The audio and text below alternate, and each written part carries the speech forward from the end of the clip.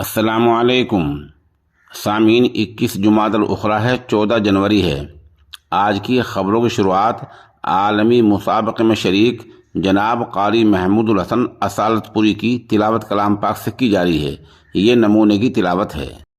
अल्हम्दुलिल्लाहि रब्बिल आलमीन अर्रहमानिर रहीम मालिकि यौमिद्दीन इय्याका नअबुदु व इय्याका नस्तईन इहदिनस सिरातल मुस्तक़ीम सिरातल लज़ीना अनअमता अलैहिम غير المغضوب عليهم ولا الضالين.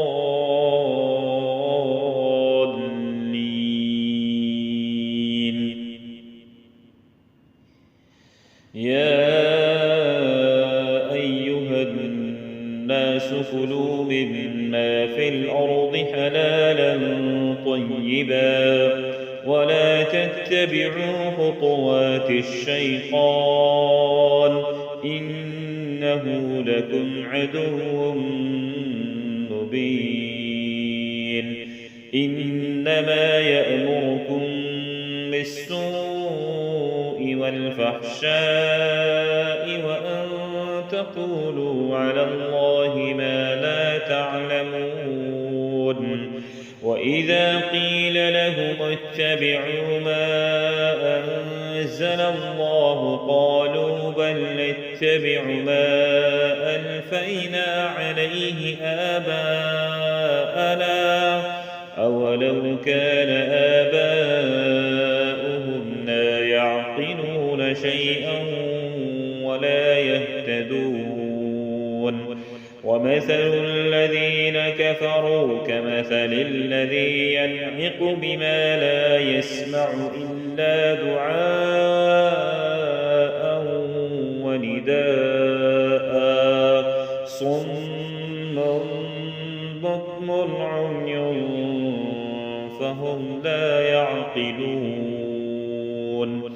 يا أيها الذين آمنوا كلوا من طيبات ما رزقناكم واشكروا لله إن كنتم إياه تعبدون.